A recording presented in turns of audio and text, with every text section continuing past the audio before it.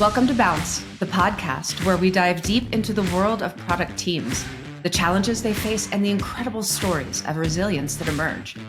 I'm Molly Cox, your co-host, a product designer with a knack for navigating through the storms of creativity. And I'm your co-host, Claire Flowers, a product manager who's seen it all, the highs, the lows, and everything in between. Each week, we'll bring you tales of product traumas, those moments that test our limits, they push our boundaries, and sometimes bring us to our knees. We're talking about career flops and follies and those pivotal moments when everything seems to fall apart. But as we know, the harder you fall, the higher you bounce. We'll explore with our guests their toughest challenges, The actions they took to overcome them. and how these experiences have shaped their careers and continue to impact them today. So join us in this journey of resilience, growth, and bouncing back stronger than ever. Well, welcome, Thom. We are super excited to have you on Bounce today. For everyone listening, this is Thom Rimmer, who is a global design leader. He has over a decade of experience building industry-leading products and developing a culture design as a competitive business advantage. So, Thom, you are currently at Intercom today, and at Intercom, you are leading two different programs there. And you previously were at Huddle building globally distributed product content, and you helped manage industrial designers and helped bring products to coaches and athletes all over the world. So you have quite a background. I'm excited to jump in and have a conversation with you today. So yeah, I am Molly Cox. I am your co-host. I'm joined with Claire Flowers, who is also the co-host. Hello, Claire. How are you today? I am doing great. So good to see you, Thom. Excited for our conversation today. Yeah, thanks both for having me. Absolutely. So I just want to jump into this, Thom. I want you to share just a little bit more about your background. I know before all of that, you were a little bit in the agency world as well and had to make a transition from working at agencies into the world of SaaS. So can you kind of tell us a little bit about that and how it's shaped your career today? Yeah, so as you said in that very nice intro, I'm at Intercom right now. I've been here for a couple of years, and previous to that, I was at a B2B technology company called Huddle, helps athletes and coaches get better. And then previous to that, I was in agencies, some big agencies, some small agencies. But crucially, the last agency I worked in started to move from being more of a marketing agency to being like a digital transformation. They would embed with companies for a long period of time, and it's almost emulating like a product team. You would start to work with that internal team to help develop their software, and we worked on design systems for them. We helped set them up for the future and even did some hiring, like help build a team for them, and then we would pull out. And instead of it being kind of 10-week agency type projects, it might be more like 6 months, 12 months.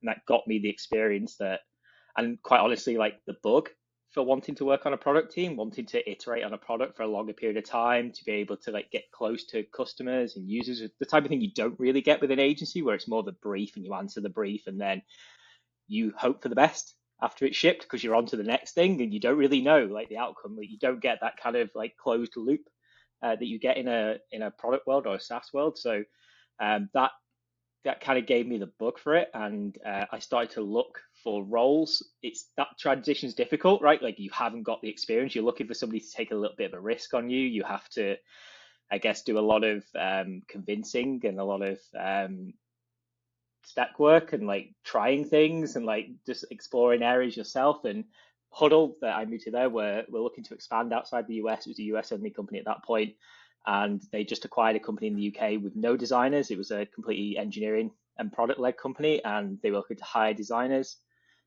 Timing was perfect. I joined. I was one of the first designers outside the US. I think I was actually the first by a few days. There was another guy who started at the same time as me, but I think I beat him by a couple of days. As long as you were first, that's all that Yeah, I matters. was first. Yeah. And yeah, I guess the rest is history. I was there for a long time, like nearly 8 years, and it was a great time. And then eventually I decided that I needed to challenge myself again, and that's where Intercom came along. Amazing. And so just to go back to Huddle a little bit, because I know I want to talk about a little bit of the challenges in working in a globally distributed team. Like that's especially from a design team. There were designers in the US, there were designers in Europe. But for a lot of people who don't know, Huddle is again, a global organization, really kind of the leader in sports tech, if you will. Currently today, I mean, basically, if you think about any teams out there, especially EPL, you think about global football, you think about, college football here in the US, Huddle's pretty much behind a lot of those teams. So, but when you started, it certainly was not at that stature. Like you were there for a lot of the build of that organization. So what were some of the major challenges you feel you faced when you were at Huddle, being kind of that first European designer working globally? And how did you see some of the culture shifts that took place during that? Yeah, I think for context, I think I was employee 120, something like that, Oh, and it was about 3,000 I left. So big, like hyper growth during that time. And with that expansion of the team globally, also like global sports, so less US centric sports like basketball or American football, hockey, more into global football, soccer, like rugby, sports that were less familiar to the US kind of product team there. So there was a lot of like cultural change in terms of like what a customer's needing, but also like the team that's building that is culturally very different. Like they're distributed, they don't hold the same identity. A lot of Huddle's identity was very much around like US sports, and like American football was the heartland it started to move into basketball. Global football, soccer, very different like culture, very different like style of play, very different thing that the customer is looking for. So there was kind of like customer dynamics, and there was also like internal team dynamics to build at the same time. And the team was totally distributed. I think you said like US and Europe. There was actually designers in Australia as well. So there was like literally every time zone you could possibly think of covered. So there was no 100% overlap. That team, I think, got together in person, all the team once in my entire 8 years that I was there. Subsections of that team would get together in person. So there was a lot of this, like trying to build connection and commonality through a camera and through a microphone or through written documentation. And that's hard, right? You have to really be intentional about the way you go about that to try and build culture and team and familiarity across a digital interface like this. It takes a different skill set, and it takes a lot more effort than it would if everybody could just go for a beer after work. That's like a really fast, intense way of achieving that. Like you can't do that if like Molly's in Nebraska and I'm here in the UK. You might get to do that once a year at most. well, if the pandemic did anything for us, it was normalize beer over Zoom. So that was a Yes. good thing. Yeah, yeah, definitely. So I find it interesting to just the way Huddle is made up is there's lots of different what Huddle calls business units, right? And it's how you segment the work, and really depicts what type of work you're going to be working with, the teams, the customer makeup, what those personas look like. You were on the hardware team, which was particularly challenging because you were building actual physical product cameras. Correct me if I'm Yeah. wrong. And so when you were there, that was a true 0 to 1, never been done before, kind of out of your brain. Tell us a little bit about what that 0 to 1 looked like and how that rolled. Yeah, and I should say as well, like Huddle reorged like any tech company maybe 100 times in the time that I was there. And we had like horizontal structures that was sport based. So there was a soccer team that worked from Premier League down to schools, like Did you have to grassroots. train yourself to call it soccer? I'm Yes, impressed that you said yeah, soccer just now. yeah, yeah. He's Is We that for actually, he's is that for our pandering benefit? Is that for our benefit? he's yeah, I would pandering to us, Claire. pre-translate. Yeah, I would pre-translate the word. I would also Wow, use that was like really good.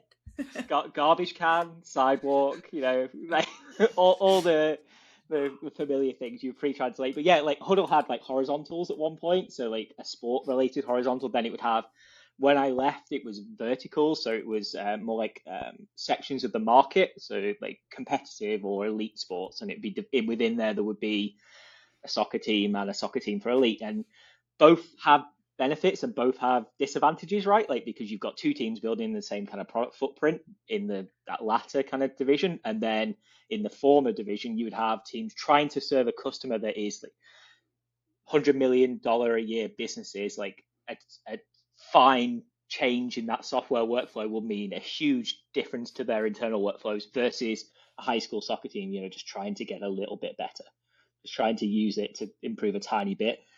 And that's like everything in between that. So the two both have benefits, and we tried like loads of different ways. But yeah, then hardware comes along. That adds another level of complexity on top of that. So obviously with hardware comes hardware plus software. It's not on its own. It's not a independent device. So like the integrations with the rest of the platform and similar problems again. Like that hardware initially was down market, but then there was like a big desire for it to go up market. Two very different needs, very different use cases, completely different environments. Installing it in a Premier League stadium designed for 60,000 people to sit in, it's very different to having it on a field in a high school in the middle of Kansas. That's like a completely different thing. When it comes to hardware, was the decision to move into that as a product based upon like, was it originally bring your own device where it was in the customer's hands where they could choose whatever video, and maybe there was like a manual upload process? Was that the strategic decision to kind of cut out that dependency for customers? Yeah, so Huddle had done capture through like an iPad app or through an iOS app for a long time. Like you could stick it on a tripod and capture the sport, but there's limitations in the hardware that comes with that device. Like it's not really designed to capture 180-degree view of a soccer field. You can't really get it high enough to get a great view coming down of any sport. The pixel density is not good enough to get kind of jersey numbers on the far side of the field. So it had limited value. It certainly only had value for the lower end of the market, not the top end of the market at all. The biggest push through it was that the value in the platform comes from having great content, great video content. Without the great video content, there's only limited value you can unlock from the software, really, and trying to help people get more raw content into the platform to be able to unlock the value of the software. If they had great video, the analysis you could do with it was incredible, like incredible stuff on top. But if you didn't have the great video, you kind of a blocker from the start, really, of the kind of what you can get out of that software. That's easy to solve at an elite level. They've got broadcast footage from ESPN or something like that. They've also got almost unlimited funds to throw at it, so they can hire a ton of interns to go and do that filming on a manual camera and then render that footage and then upload it to the system, and they can brute force solve the problem.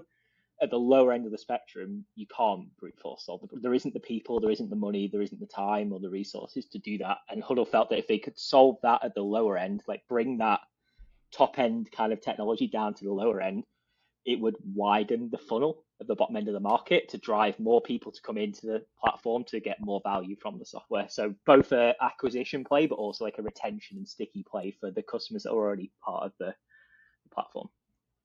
And I guess since it was geared towards the lower end, you'd have to price it right. Yeah, so it has to be achievable, right? Like you can't replace people with the same like value of hardware. Like it has to be like an affordable piece and attainable by the mass market, but delivering the value that still means it's valuable. Fascinating. So they came to you and were basically, Tom, we got to make this thing. How are we going to do it? Sort of happened. Sort like of? that. Okay. Yeah. So a PM and Jeff Clark, who was in Boston. So this started in two continents. Jeff was in Boston, I was in the UK. I did go to Boston and spend quite a lot of time with Jeff. We were given, I guess, a runway to look at the problem space and to think of like, could we, is there a way that we could solve this with hardware? Should we go and like partner with somebody? Should we try and investigate off the shelf things? We tried GoPros and things like that. And could we use an API to integrate with that and get the same results? Turns out there wasn't really anything off the shelf that was going to be affordable and would give us the level of integration that we needed to make that seamless, kind of easy, because it has to be easy as well, right? If you're giving somebody this like really clunky setup where you buy a camera from Sony, then we ask you to use some API in the middle to integrate it, and then they're just not going to do it, right? Like it's not going to work, and they're not going to have the time to do it. So it has to be seamless. It has to be one click done. The video just appears in the software afterwards. Like we knew that was a big problem to solve for as well. So yeah, we were given runway to look at this. We had hacky prototype versions, and like some of the hacky versions were like boxes that quite literally had GoPros inside that would look like bespoke hardware. The reality was somebody was just making the GoPro turn on, but it helped us understand like if we solved those friction problems in the middle, would it actually be solving a problem for the customer? It turns out it would be solving a problem for the customer. So then we found the opportunity in the market and started to then go into that. And then there's tons of stories after that. There's like company acquisitions and like all sorts of hardware problems. Like building hardware is hard. It's not called easyware for a reason. It's the worst pun on the planet. That's very punny. Yeah. But it's true, like it's Yeah. hard. And then the pandemic happens where you're getting that hardware made in the Far East, in different countries, and you can't go there. You can't see the hardware being made. You've got the team partially located in Europe, partially located in the US, and then the hardware's made in another continent that's another time zone, like many time zones away, that you have to get that to Europe and then to the US. So there's like customs problems and delays of things being moved around. There's also like access to components. Turns out some of the components we wanted, Sony wanted for PlayStations at the same time. So there was a real shortage on the market of like GPUs. And then if you imagine trying to do it now with like the request for GPUs for like LLM work, like there's even less of those available on the market today. So I imagine the same problems happening right now. But like all of these things that you don't realize when all you have to do is write software. I say all you have to do, write software, and then push a pull request, and then it's done. Like none of that exists in the hardware world. The timelines are completely different. The access to technology and people and things is completely different. So you were a product designer who was essentially asked to be an industrial designer for a little while. I was an industrial designer for a little while. Yeah. And you got to make, I mean, it's almost a dream come true, right? We make everything in Figma right now. We're the proverbial pixel pushers. Yeah. But you got to prototype with your hands and actually make this physical product. So at what point did you know you needed, okay, this is beyond me. We've got to start looking for some industrial designers here. Yeah, beyond the prototype point. I Very quickly. I could hack things together, but like I say I was I was not an industrial designer. I was a prototyper at best of parts, and then it was really obvious really quickly that we were going to go down the make it ourselves route with the hardware, and to do that you needed not just industrial designers like electrical engineers and you need mechanical engineers, and you need to make sure that this thing isn't going to overheat. And what happens, it's got Wi-Fi things in it. You need to be able to pass regulations for things to have Wi-Fi in. There's like really strict laws that are different in every country around the world around emissions and things like that. Things I had absolutely no knowledge of at all and was completely ill-equipped to be able to answer. That's where you have to then build a team that is able to do that. I'm just thinking about all of these challenges, all of these roadblocks that existed for getting this thing done. And like you threw out 5 or 6, if like one of those was present, I think in like some of my roles in the past, like it wouldn't have gotten done. People were just like, it's not doable. So the resilience and the persistence to push that, I guess, like sticking to the thing that you guys knew that was going to solve the customer problem. How is that like, as you were coming up against these roadblocks, these hard technical hurdles to solve, did you get any resistance for resources that were required, or was there a process where you had to constantly fight for the need, or was everybody pretty much bought in? I wouldn't say we had to fight for the need. We had to continually like reaffirm the opportunity. There's like an opportunity cost, right? Like you either can put the money into one thing or another thing, or the people into one thing or another thing. So you have to establish the true opportunity at hand. I think the key there is like we were so close to customers or prospects at that point, like so close to them, understanding that like I couldn't tell you how many times I went to Friday Night Lights games and saw coaches like trying to solve this problem with hacky off the shelf bits of things, or like just not able to solve it at all. I could talk for hours at that time about individual people's stories that just built the empathy throughout the entire company of like, this is a real opportunity. It's a real problem for our customers. If we don't solve it, somebody else is going to solve it. And if somebody else solves it and blocks the video from their coming to Huddle, that's a real problem, right? Because the hardware is the sticky thing. Once you've got that in somebody's environment, it's part of their workflow and it's really easy for them to use. It's very easy for whoever made that hardware to say, well, we'll integrate with X other competitor of Huddle, and then you're locked out at that point. And it's a lot easier to change the software stack than it is to change the hardware stack at that point.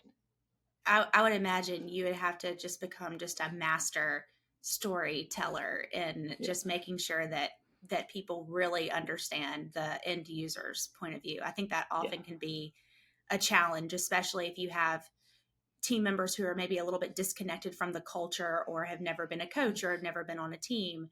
Really fighting for that user, I'm sure you probably were beating your head against the wall having to do And it was like a startup inside it's a very well-funded startup inside a large company. That you were essentially doing raises for time and raises for actual dollars to carry on and to add additional team members to the team. Like the storytelling thing's really interesting because you asked me about being at an agency. I think the best design storytellers have worked at an agency because you're asked to do it on a daily basis. You have to sell your work, you sell the process, sell the thinking behind it, and you're also not like too caught up on that work either because you know you're going to get it torn apart really often. So you get a thick skin and you're able to keep moving forward and take it as not personal, take it as about the work, not about you doing the work. And I definitely was able to lean back into some of my agency days, like pitching there and showing my work. I missed that pitch. So Claire and I both were in agency as well, starting our career. And, I was a modern day Don Draper, if you will. I'm just kidding. But you wish. I know. Yeah. Hey, let me have my dreams, you guys. Don't we all wish? I wear business suits on the regular. But no, it's that pitch that I miss. But people don't realize how much that preps you for stakeholder conversations, right? Because I think in the world of product, what makes some people so good versus other people is how you actually change your story to the audience that you're talking to. So you may actually have 8 different versions of one story because you know what that individual role or person needs to hear in order to sell that story. So don't discount how much agency preps you for that. Right? Also, Molly, weren't you a theater major? Hey, you know what, Claire? I was. That's why I was Don Draper. You see, I could tell big stories. Molly is fantastic at storytelling. When we were first starting this podcast and doing our intro, Molly would nail it, take one, and I was like, "Wait a minute, what? Whoa, where did that come from?" Molly, she's like, "Oh, I was a theater major." I was like, "Great." I spent thousands of dollars just to make that intro, Claire. So I have student loans today, so we could have a podcast intro. I benefit from it. So. Yeah. So Thom, in your tenure at, before I actually ask about tenure, I'm really curious. I want to go back to that PM relationship. You are building global product. You are bringing product to fruition. What were some of the struggles and challenges that, I know the PM and designer relationship, you guys got really, really close, but I'm sure there were friction moments. He was in Boston, you were over in, the UK. What were some of those friction moments and how did you guys push past those together? Well, let's just start by talking about the culture. Like Boston people have like a culture, right? Like they sure do. They're very to the point would be nice. British people would like to dance around the conversation a little bit and not very direct. And those two things, we had to find like a level playing field from the start. And Jeff Clark, who was that PM, is still probably one of my closest friends today. And we don't work together. We haven't worked together for a long time. We still talk on a daily basis, like via text. And I remember a really interesting, we used to have quarterly planning in person at Huddle. So the leaders would go to Nebraska and there would be like a huge wall with Post-its on, and we would plan the quarter ahead for every team in every business unit and identify dependencies and overlaps, that type of thing. And Jeff and I publicly disagreed in that quarterly plan, and everybody thought the world was melting down and the two of us hated each other. But the moment we walked out of that room, we went and got wings together and had a beer afterwards. And like, that's healthy. Like the fact that we were able to do that disagreement publicly. Yeah. And get to some, like, it wasn't personal. It was done. Like the disagreement's really powerful. Like you have to be able to build the trust and build the relationship where you can disagree, but then move forward. And like one of you has to disagree and commit at some point, or one of you has to be okay with the idea that you're wrong and you're going to be proven wrong. And like, we got to that point by spending a lot of time together, working through a lot of things, and like we could almost finish each other's sentences, and we probably still can finish each other's sentences today. Like it just you've got to build the reps with these people. Like I'm not a fan of trying to split up PM design relationships often and move people around. Like if you can try and get a pair that works together really well, keep it. Like keep that sacred. Try and move them around as a pair together. Well, and I think that goes to show, I think so many times in product teams also, and Claire, you can attest to this. I think um, people move all the time, and you spend so much time building relationships, especially that duo of the designer and the PM. You spend so much time on that relationship, and sometimes top down, it's like, you know what, we're gonna. You even said Huddle went through so many reorganizations, and we're gonna change this around, and then you just lost that relationship you've spent so long cultivating, right? And that's Yeah, so impactful to how we build product. Um, but yeah. I also, my think favorite relationships are also the ones where we can fight, like with the yeah. Bostonians, and then just have lunch 30 minutes later with each other. So those are strong relationships. Yeah, I was trying to. I quickly Googled then on the side if I was looking to the site. I think it was Boz, Andrew Bosworth from Meta, who's like I think he's CTO now. He was like one of the first lead engineers. He wrote a really famous blog post, one called "Communication is the Job." Like communication is the job, right? But it takes time to get to the point where you can communicate well with somebody. It isn't an instant overnight thing that will happen, and communication's the job. Like nothing happens without having strong communication. Imagining working from someone from Boston, I'm like imagining he's from Charlestown, and you had like the Dropkick Murphys theme song playing while you guys were working on this project. He's actually from Oklahoma originally, but he's lived in Boston for a Oh, so long time. he's a nice Boston guy. Yeah, He's got the but Midwestern Boston. there was a lot of other people we had to work with in Boston as well. But we used to go to Bruins games together, and we would get the Dropkick Murphys soundtrack being played. Amazing. So in your tenure there, so I'm going to spin it back to that. In your Yeah, tenure there, Tom, because you eventually obviously did part ways with Huddle, yeah, because you're Intercom today, and yeah. in your tenure there, what was the breadth of product you ended up creating from that moment you started to when you made that decision to move on? What did that transformation look like? Yeah, so I started on a business unit called Community, which was essentially a failed business unit. In fact, it was probably a product ahead of its time. It's actually come full circle now.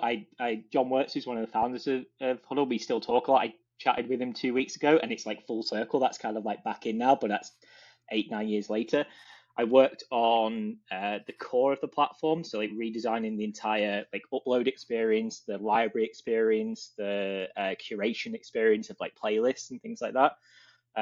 What else did I work? I worked on a sport-related squad. I worked on a Tiger team that moved around as well. We weren't really attached to anything, and we'd move around and plug in with different teams for a while. And then I worked on what is today known as Huddle Focus, or the camera product, for like the last 3.5 years of my time there. But I also went from being like an IC to a manager to a leader, and like a more discipline agnostic leader towards the end, to be honest, more less than a design leader. Got it. And So, then I left. and then you You know, left, right? yeah, Like you're like, I'm yeah, out, deuces. yeah, So I mean, I'm just gonna bluntly ask you. I'm gonna be Boston in this. Why did you decide to leave Huddle at the peak of its success? And what made it yeah. like motivated you to join Intercom? So I was there 8 years. That's close to becoming what I describe as a lifer. Yeah, and design time, Like, that's like yeah, eight decades. what's So, what's like average 10 years, like 18 months, 2 years for somebody at a tech company. Like that's like 4 times that I was there. I think if I didn't challenge myself again at that point, I probably wasn't going to challenge myself again. I was going to get super comfortable, vest all my stock for like full transparency, like vest all the stock that I kind of acquired at that point, and be there in another 10 years time, another 20 years time. And I think I just felt like I had more experiences to experience, like more diverse experiences to go through. Like I went through a ton of things there, but it's like one kind of product area, the one team that obviously people changed a lot in that team that time, and like dynamics and things changed a lot. But it was still like enclosed in a box of the single company. And I felt like I just needed to try. Like, was I a fraud? Did this just work once in one location, or like am I able to repeat this somewhere else and like do okay somewhere else? So maybe part of it's an ego thing as well, that I wanted to like prove that I could do it again. And I wasn't actively looking for a job. I didn't go looking for that job at Intercom. So there's a designer at Intercom today who used to report to me at Huddle. He came over there and he actually pinged me and said like they're looking for somebody. I think you should chat to Emmett, who leads design at Intercom. And turns out I'd actually met Paul Adams, who's like quite a well-known product leader. I'd met Paul before, and I'd met Des, who's one of the founders, before at a conference. So I knew of Intercom a lot. A lot of people read the Intercom blog and like listen to the podcasts and stuff like that. So it's a very well-known company in terms of design direction. Turns out there was an opportunity. Turns out those chats, like Intercom's an Irish company. The Irish people are very good at convincing you. They have a very good way of words. And before I knew it, they're hard to understand, but they're very good with words. they're very, very good. Depends on how many beers they've had. Yeah. Before you know it, I was in Dublin drinking a pint of Guinness, and there I was. And then you had a job at Intercom. Yeah, yeah, I had a job at Intercom. Yeah. Man, so it's actually funny. Well, it's not funny. So I mentor designers quite a bit. And I think one of the things I hear a lot right now is that confliction of when it is time to go. And I've been here, we're just making jokes about, design time. 1 year is like a decade as a designer. But from your perspective, especially being a leader now, you are a senior director of design over at Intercom. What are your thoughts on staying at a company long term versus moving on to new opportunities for growth? I mean, it obviously worked out for you, but what would you tell other people who are in that situation, who are thinking it's time to move on, but unclear if it's the right time? There's nothing wrong with staying if that's right for you. First and foremost, you like you don't have to go anywhere. Like if you're happy, you're still being challenged, you're still learning every day. That's fine. That's great. Like that's not fine. That's great. Like that's actually great. Like you're still growing as a designer. Like you don't feel like you have to bounce around. A lot of people bounce around for the wrong reasons as well. Like a lot of people bounce around for title inflation because it's easier to get hired into a title than it is to get promoted into a title. They bounce around for comp. Like it's easier to get 10, 20 grand bump on a hire than by lying about your salary than it is to try and get 10, 20 grand as a promotion or a like incremental increase in a company. So people bounce around. I think they're the wrong reasons personally to move around. Like money's great. Everybody's got a mortgage. Everybody's got things to pay for. Like, but it'll come eventually. Like progression and compensation comes as a result of impact, in my opinion. Like, and if you have the impact, don't worry about the other stuff. It'll come at some point. Like it will make it there. Like if you hyper focus on that, you'll probably make poor decisions in your career in terms of where to go and how to challenge yourself. Sorry, Maury, I can't remember the actual question. I just talked. No, that's good. I like yeah, it actually brought up for me, and Claire, I don't know if you've had circumstances like this in the past, but I know I have certainly made moves laterally. I have not gotten any increases whatsoever in in fact, a lot of the moves I've made in my career, because I'm looking for the mastery. I'm looking for the learning opportunity, and I am a big believer that the money follows. Because the more you learn, the more mastery you get, and then the more marketable and value you provide. Right. So I'm with you. I think that can't be a primary. I mean, for some people it has to be, but it shouldn't be that primary driver a lot of the times. Yeah. And I think that there is something to the fact that the dynamic of career building has drastically changed in the last 20 years. The amount of every time I make a company change, job change, my parents kind of look at me like, again? And it could have been 4 years. And they're like, well, you change jobs so much. They don't understand like, that's just how it's done these days. And I think that like, especially in tech, the rate in which technology is changing, the competitive nature of your product and the competitive nature of companies is just the nature of the beast. And I think there's this worry in myself. I think anybody working in tech, and maybe this is the same for certainly the same for other industries, but it's you constantly, if you have, ambition and you're career conscious and constantly wanting to grow in your career, it's the the idea of continuous learning in order to stay competitive, in order to move up, is just something that always exists. And I don't know if that's unique to tech, but I certainly have felt it throughout my career for sure. Yeah, 100%. And like I took a title demotion to go to Intercom. I was a senior director at Huddle, and I moved back to being a director, and I got promoted back to senior director a few months ago at Intercom. So in theory, I took a title and a step back in my career to get those new learning opportunities. And a lot of people like, are you crazy? Like, why would you do that? Like, it's a stupid thing to do. But like, I felt there was opportunity there for me to learn from some like amazing people, some like true leaders in our industry who, just being in the same room as them and the same docs as them, by osmosis, I would learn tons, even if I wasn't working directly with them. And sorry, Claire. Well, I was just going to say, I think that is something that people don't understand, or are not willing to do. Like when I was I worked for a startup in a project management role, but it was mainly managing software builds and mobile application builds. And then I went on to an agency and worked there for 4 years. And I was doing, in theory, the same thing that a product manager does, but without the title and without the recognition of it. And when I knew that I wanted to move into product management and really have that be a focus in my career, it was impossible to break in. I mean, I couldn't even get like an analyst position because I didn't have that role of analyst, but I was doing the same things, just arguably across lots of clients, getting lots of experience. And so I ended up taking leaving my very secure agency job and taking a contract position on a product team because it got me the title, it got me the specific experience.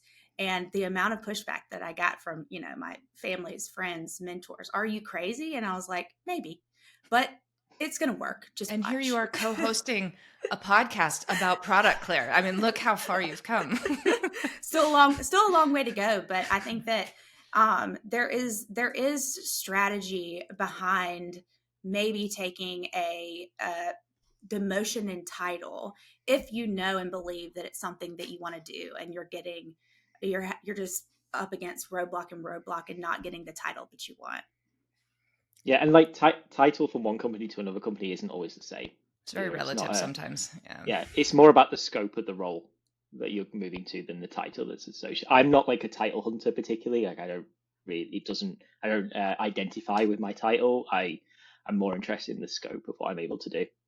Yeah, I'm with you. I've found that as I've aged and become wiser, title is less and less important to me. It's more about the problems I'm solving and what I'll learn from those problems and how I can take those with me. So Tom, I imagine, you were working hardware over at Huddle, and then you go to Intercom, which is straight up SaaS. Like there is no more hardware.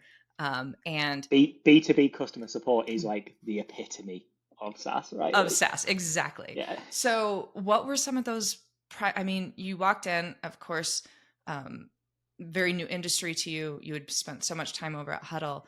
What were some of those challenges that came right at you in transitioning into that role? I think, well, even just before even joining, like that story you tell as part of the interview process is really important, like, because I could have easily been labeled as like the hardware guy in the interview process. Like, oh, we can't.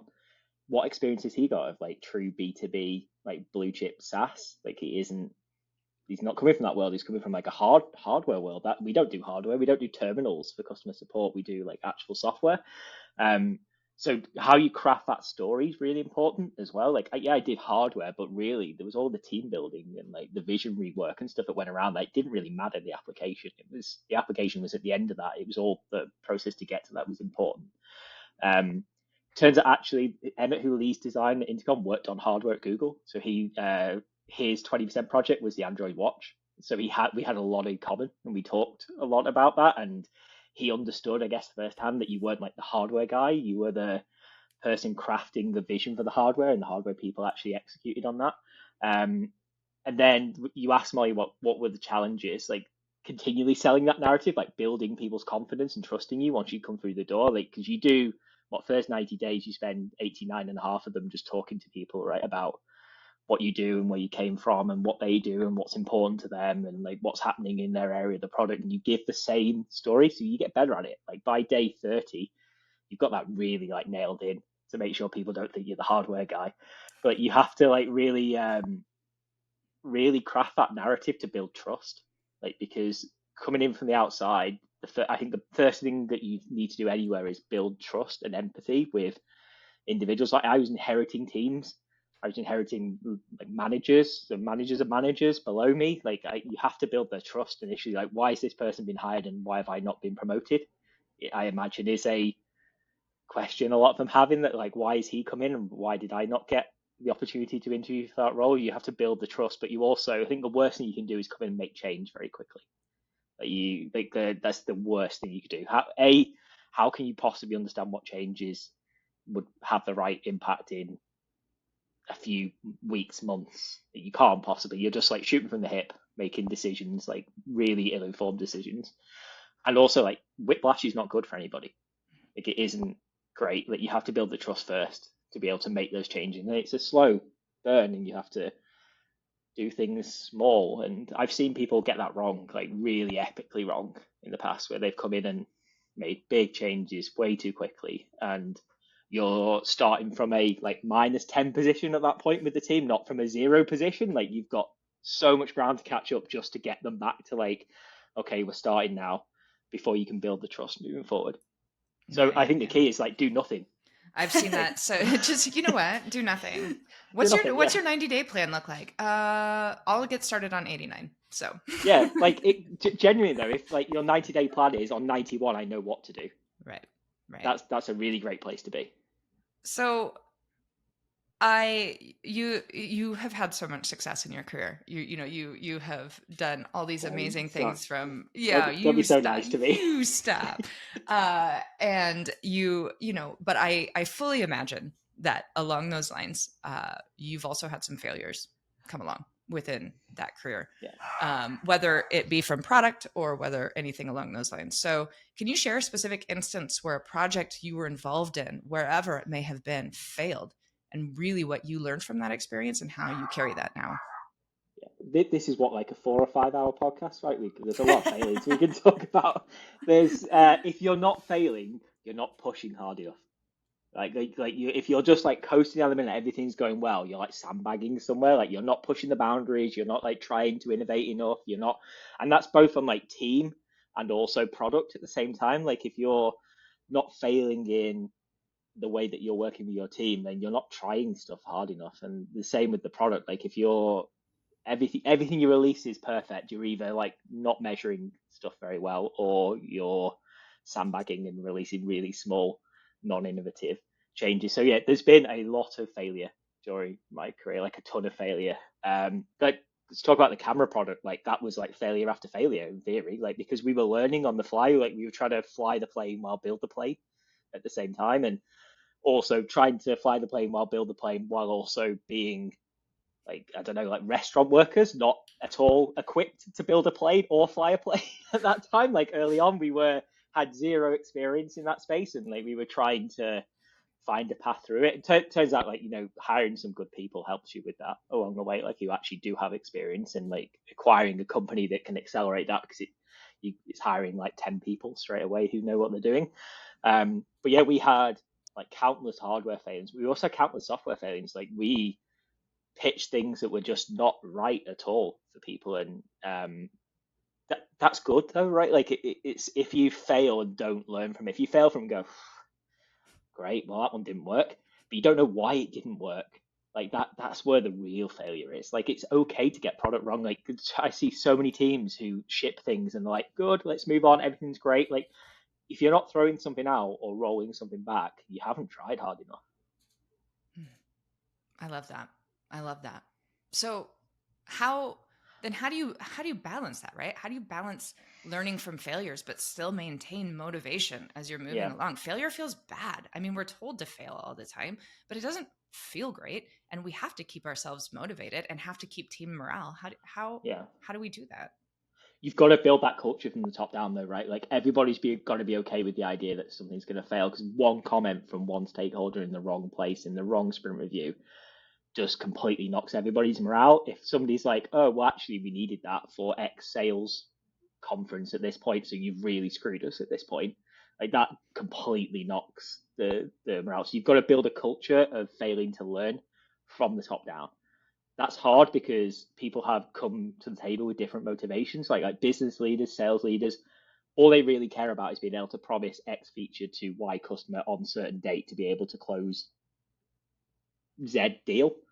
Like, you've got to let them understand that, like, actually failing means that when you close Z deal, you're going to close Z plus deal, because it's going to be better for them in that time, and it might be a bit rocky along the way, and you're just going to have to smooth that out. But at the end, they're going to want more of that product, or they're going to want your product more, because it's going to be better for them, because we're going to learn along the way exactly what it is that we need for them. So, like, building a culture of that from the top, but also, like, I have a mentality, you've got to be the shit umbrella as the leader.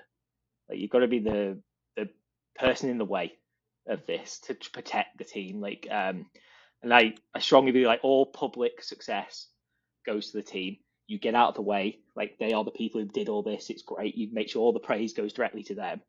And then all the failure goes to me, and I stand in the way at that point, and I take responsibility, and it is my fault that went wrong, not their fault. You insulate them. And that's hard as a leader. Like, it's lonely. It's devastating at times, and, like, it really sticks with you, but that's your job. Yeah, and that's what I think defines great leaders, right? It's that, how much will you protect me? Because I've had leaders that have told me, too much, and I'm like, I don't need to know this, and I like, why are you telling me this? But just really being that person who protects, but I think most importantly also is making sure your team gets the success. It's not about us, right? It's not about our ego. I think that shit umbrella should be the title of this episode. Sold. I don't know if that's a British term or not, or whether that's like universally known. It's just going to say Thom Rimmer shit umbrella. That is the title of this episode. Currently updated my LinkedIn to say that. Yeah. Will you put that in your header now? Shit umbrella holder. Yeah, I'm sourcing endorsements for shit umbrelling from people who previously worked for me. Is the domain available? Is what I want to know right now. Quick, somebody go to GoDaddy. This is not a plug for GoDaddy. So Thom, before we go to this, is I love your perspective, and again, there's just so much that I could make this a 4-hour podcast with you today. But one thing I do want to know, because I like razzing Claire just a little bit, because she's here and she's a product manager. What would you tell, if you could tell Claire something today about product management and they should stop doing? What would you tell Claire to stop doing?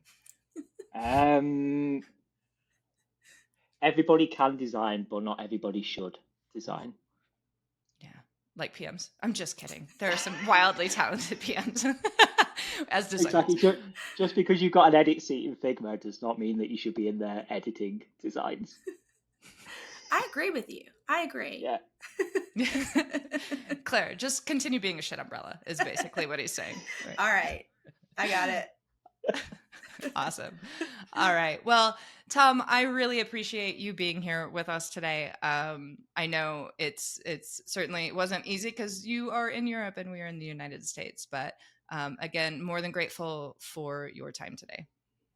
I'm super grateful to you both for having me on and for interpreting my British dialect late on a Friday. And just thanks for doing this as well. Like, it's great to have another set of voices appearing in the industry as well from a different perspective. Like, you can't get enough content, in my opinion. Awesome. Thanks so much, Thom. Enjoyed it. Thanks for tuning into this week's episode. If you enjoyed it, be sure to subscribe and leave a 5-star review on Spotify, Apple, or wherever you get your podcasts. And if you'd like to connect with us, check out our website at bouncepodcast.com.